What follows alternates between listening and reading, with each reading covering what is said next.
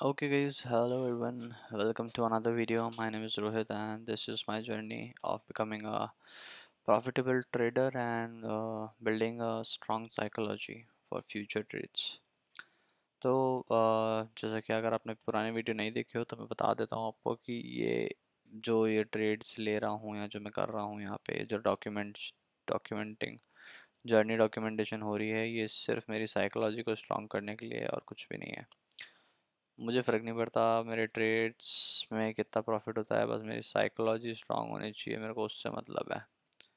ठीक है, तो मैं अपना पूरा प्रोसेस शेयर कर रहा हूँ यहाँ पे तुम लोगों के साथ। अगर तुम कोई भी देख रहा है, नहीं भी देख रहा तो भी ठीक है, क्योंकि ये सिर्फ मेरे लिए है ताकि मैं बाद में जाके देख सकूँ कि मैं क्या गलतियाँ करता हूँ अपने ट्रेड्स में। ठीक है, सो अभी टाइम देख रहे हो 5:20 हो रहे हैं। मैंने सुबह ट्राई किया था कि मैं कुछ ट्रेड ले पाऊँ, एक आध घंटा था मेरे पास, बट उसमें कोई ट्रेड बना नहीं।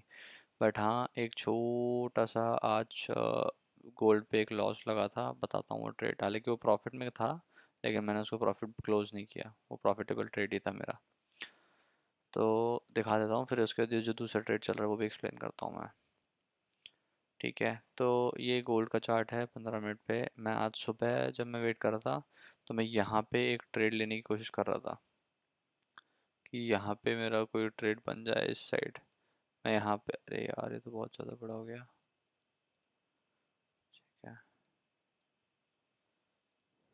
तो मैं इस पे, यहाँ पे इस ब्रेक डाउन पे यहाँ पे मैं स्वीप देख रहा था, बट यहाँ पे स्वीप मिला, बट वो जोन से ऊपर क्लोज नहीं किया तो मुझे ट्रेड छोड़ना पड़ा। तो क्या अच्छा ही हुआ, क्योंकि मेरे को बहुत लेस प्रोबेबिलिटी था वो ट्रेड का। उसके बाद मैं यहाँ पे भी ट्रेड पकड़ने की कोशिश कर रहा था, बट मेरे पास इतना टाइम नहीं था और मैं अपने फ्यूरियस होकर ट्रेड नहीं पकड़ना चाह रहा था।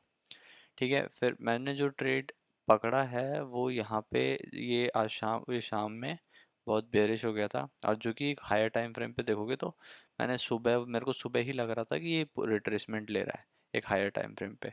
तो अगर मैं अभी भी आपको दिखाऊं, 4 घंटे पे देखोगे तो कैसे दिख रहा है, ये रिट्रेसमेंट ले रहा था उस टाइम पे। जब मैंने सुबह देखा तो ये यहाँ कहीं पे था, जो रिट्रेसमेंट मेरे को लग रहा था कि रिट्रेसमेंट ले लेगा। अभी भी अगर मतलब इसको और लंबा रिट्रेसमेंट लेना होगा तो वो भी ले सकता है, इसमें कोई वो नहीं है, शंका नहीं है कि ये ऊपर ही जाएगा, ऐसा कुछ नहीं है, कुछ भी कर सकता है मार्केट है। ठीक है, तो ये रिट्रेसमेंट ले रहा था, मेरे को लगा था और लंबा रिट्रेसमेंट लेगा। तो यहाँ पे जब ये आया, यहाँ पे आते इसने पहला लेग लगाया, मैं यहाँ पे वेट किया। मैंने यहाँ ट्रेड नहीं लिया क्योंकि मेरा कोई सेटअप नहीं था। फिर जब इसने ये स्वीप किया तब मेरा ट्रेड बना यहाँ पे।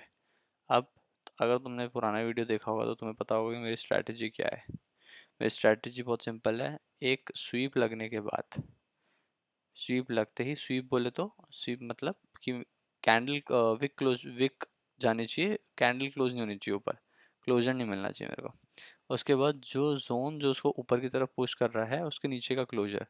तो अगर आप देखोगे, ये तो चलो बहुत बड़ा टाइम फ्रेम हो गया, इसको छोटे टाइम फ्रेम पे जाते हैं। ठीक है,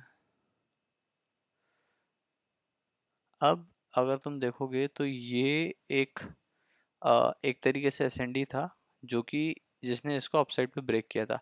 इसमें कैंडल है, बट अगर इसको छोटे टाइम फ्रेम पे देखोगे तो ये एक कैंडल क्लोजर होगी, राइट। मे बी शायद 1 मिनट या 15 सेकेंड या 30 सेकेंड्स पे, राइट। तो जब तक इस जोन के नीचे क्लोज, और देखो यहाँ से एक बार आया, फिर यहाँ पे दूसरी बार आया, तो जब तक इस जोन के नीचे क्लोज नहीं कर रहा था उससे पहले मैं ट्रेड नहीं बन सकता था मेरा। ये कंफर्मेशन कैंडल होती है मेरी। जैसे ही इसने जोन के नीचे क्लोज किया, ये वाली कैंडल क्लोज हुई, थोड़ा सा रिट्रेसमेंट आया और यहाँ पे मैंने अपनी एंट्री बनाई। मेरा स्टॉप लॉस यहीं पे नहीं, मेरा स्टॉप लॉस पहले यहाँ था, क्योंकि मेरी एक्सपेक्टेशन थी कि मैं इसको पूरा बहुत बड़ा रिट्रेसमेंट है तो मैं इसके पूरा यहाँ तक 100-120 पिप्स तक कवर करने का सोचा था मैंने कि 100-120 पिप लूँगा। ठीक है, फिर वो जिस तरीके से इसने ये कैंडल बनाई थी, आई वाज डैम श्योर कि भाई ये ट्रेड बहुत अच्छा जाएगा। तो जैसे ही इसने नीचे क्लोज किया तो ऑफ कोर्स मेरे को मेरा एसएल इतना बड़ा एसएल नहीं ले सकता था, 40-45 पिप्स का। तो और मैंने पहले ही सोचा था कि ये भी एक एसएनडी जोन है, मैं सोच के बैठा था कि इससे ऊपर मैं जाएगा तो मैं देखूंगा, क्योंकि मैं इतने बड़े एसएल पे काम नहीं करता। यही साइकोलॉजी डेवलप करनी है मेरे को। लॉसेस जितने छोटे, बिकॉज यू नेवर नो, सी कितना अच्छा ट्रेड है, सारी कंडीशंस मीट हो रही है, लेकिन उसके बाद भी ये मेरे अगेंस्ट चला गया। तो no matter how good the trade is, वो मार्केट है भाई वो। और मुझे पता है कि मेरी जो ट्रेडिंग मेरी जो स्ट्रैटेजी है वो अराउंड 50 to 60% ही प्रॉफिटेबल है, राइट। तो 50-60% प्रॉफिट है, तो 40% चांसेस है। तो जो मेरे 40% के लॉसेस हैं, मैंने यही एनालिसिस किया मेरे पुराने ट्रेड्स में कि मेरे लॉसेस बहुत बड़े हैं। मैं इवन मेरे ट्रेड्स बहुत चल रहे हैं, लेकिन उसके बाद मैं प्रॉफिटेबल नहीं हो पा रहा हूँ बिकॉज मेरे लॉसेस बहुत बड़े थे। तो मुझे उस पर ही वर्क करना है। मैंने छोटा किया इसको लॉस। अब हालांकि इस पे 1:1 आ रहा था, बट मैंने बुक नहीं किया ये। और अगर मैं इसको फ़ोन पे पूरे टाइम अच्छे से मैनेज कर रहा होता, ऑफिस में नहीं होता, तो मैं शायद ब्रेक इवन पे ही काटता इस ट्रेड को।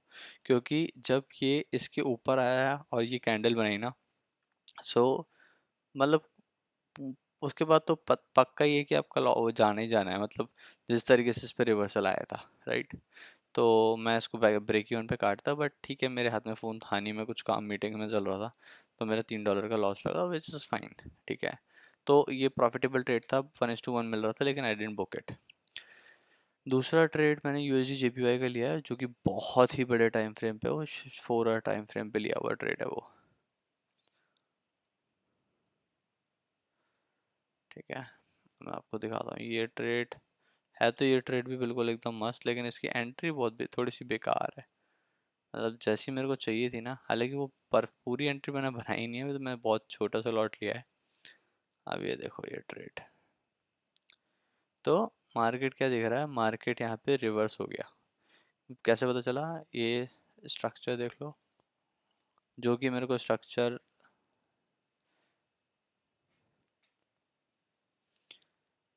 ठीक है, ये ऊपर, हाँ ये पुल बैक आया,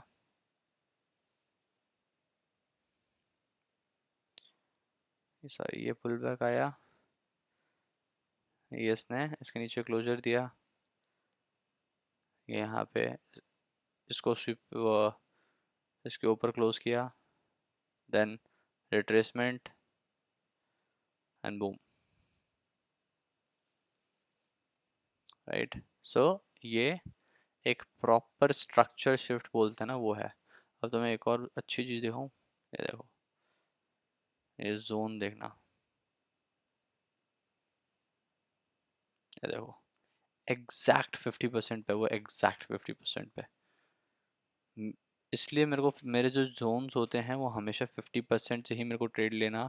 जो एस एन डीज होते हैं या जो भी जोन्स में मार्क करता हूँ, जो मेरे ट्रेड सेटअप्स होते हैं, वो हमेशा 50% होते हैं। क्योंकि अगर वो 50% से, ऐसा नहीं है 60% पे 70% भी आता है, but majority of the times वो 50% से ही रिवर्स होता हुआ दिखेगा आपको, अगर वो एक्चुअल मार्केट शिफ्ट है, ठीक है। तो अब इसमें ट्रेड की बात कर लेते हैं। ट्रेड मैंने लिया है, ठीक है, यहाँ से यहाँ पे मार्केट शिफ्ट हो गया। अब मुझे पता चल गया कि भैया इसमें ये बुलिश हो रहा है, ठीक है। मे बी एक पुल बैक होगा बड़े टाइम फ्रेम पे, शायद एक पुल बैक है। हाँ, ये देखो बड़े टाइम फ्रेम पे वैसे बेरिश है, बट एक पुल बैक है। अब ये पुल बैक कहाँ तक आएगा, ये मे बी शायद इसके 50% तक आ जाए। तो मेरे को तो, मैंने कोई बहुत बड़ा एक्सपेक्ट नहीं कर रहा, मेरे को तो मतलब 4 घंटे 1 घंटे के, 4 घंटे के हिसाब से जो भी मिल जाएगा अपन ले लेंगे, ठीक है।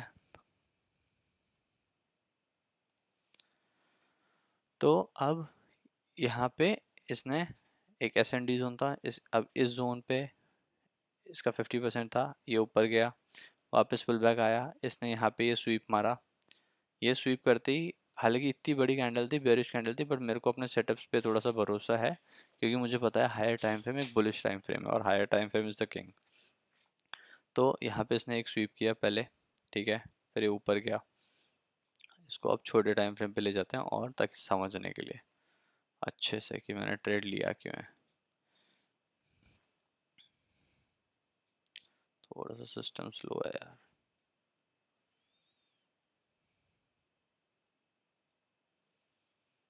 ठीक है, ठीक है। तो यहाँ पे ये पहला स्वीप किया इसने। Don't be the first buyer, ये हमेशा याद रखना। पहला बायर और पहला सेलर बनने की ज़रूरत नहीं है, तुम्हें सिर्फ 50 पॉइंट 100 पॉइंट ही चाहिए, वो कि तुम बीच में से भी ले सकते हो। अगर तुम ट्राई करो कि एक बेरिश मार्केट या बुलिश मार्केट को भाई उसका टॉप पकड़ने या उसका बॉटम पकड़ने के लिए, तो तुम्हारे बहुत लॉसेस जाने वाले हैं। ठीक है, ये मैंने बहुत गलती की है कि उसका टॉप या उसका, और हर रिटेलर करता है। ठीक है, तो यहाँ पे इसने स्वीप किया, आई वॉज वेटिंग, ऊपर गया, यहाँ पे ये जोन था जहाँ से इसको रिजेक्शन मिल रहा था, अगेन रिजेक्टेड। फिर एक और स्वीप किया, पुराने वाले को फिर से स्वीप किया, देन वो जोन को इसने ब्रेक कर दिया। Now I was in a favourable condition कि हाँ ठीक है, मेरी कंडीशन मीट हो गई, स्वीप हो गया, जोन से बाहर आ गया। नाउ आई वॉज वेटिंग कि वो 30% पे आए, ठीक है, और मैं ट्रेड लूँगा। अब हुआ क्या, ये आया और ये यहाँ पे अराउंड 70 ट्वेंटी ट्वेंटी ट्वेंटी या 10 15 20% से ही ये ऊपर चला गया।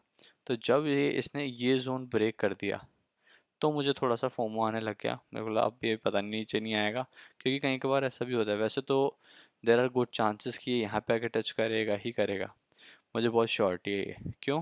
क्योंकि ये एक एसएनडी जोन है जिसने इस स्ट्रक्चर को ब्रेक किया है। ठीक है, हो सकता है ये रात में ही हो जाए, यानी मतलब सुबह ही हो जाए मेरे उठने से पहले। ठीक है, ये स्ट्रक्चर इसने ब्रेक किया है, तो और यहाँ पे कोई मिटिगेशन नहीं है, तो हो सकता है ये नीचे आके यहाँ से फिर उड़े, और उसकी बहुत ज़्यादा प्रोबेबिलिटी है। तो यहाँ पे इसने बिग कैंडल बनाई, तो मेरे को थोड़ा सा फोम आ रहा था, इसलिए मैंने 0.01 डॉट एंटर कर दिया, जो कि बस खुद खुशी के लिए कि हाँ ठीक है, फोमो नहीं आए। ठीक है, $2 3 का भी लॉस नहीं होगा इतने बड़े उसमें, क्योंकि लॉट ही इतना छोटा है।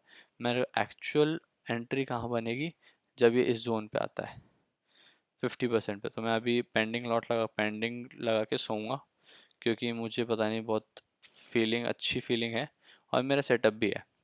और यहाँ से $1 1.5 का ही लॉस होगा अगर होगा भी तो। और अगर ये यहाँ पे आके टच कर कर मेरे को मेरा बाय स्टॉप एक्टिव कर गया, तो फिर अच्छा ट्रेड हो जाएगा, क्योंकि लंबा ट्रेड हो जाएगा। ठीक है, तो बस अभी चल रहा है, अभी ये कॉस्ट भी चल रहा है, और इसका टारगेट तो ओपन है, 4 घंटे का ट्रेड है, तो जयराम जी की ये चलता रहेगा भाई ये ट्रेड। तो यही है आज का, कुछ ज़्यादा अकाउंट पे कुछ ज़्यादा है नहीं, कोई डेंट पड़े नहीं ज़्यादा, और कुछ ज़्यादा हुआ नहीं। $40 एक $3 का लॉस था, और ये छोटे छोटे दो ट्रेड मैंने गलती से एंटर मारे थे, जो मैंने बंद कर दिए थे उसी समय हाथों हाथ। बस दिस वॉज इट गाइस। तो लेट्स स्टे ट्यून, कल शायद मैं ट्रेड ज़्यादा लूँ, कल देखते हैं कल। ओके।